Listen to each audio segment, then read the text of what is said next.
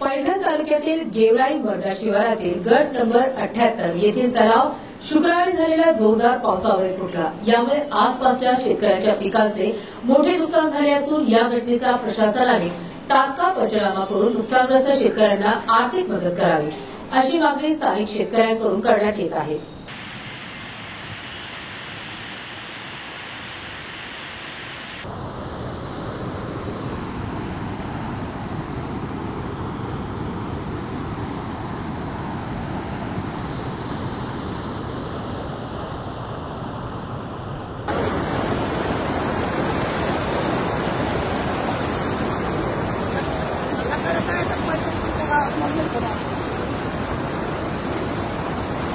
नहीं,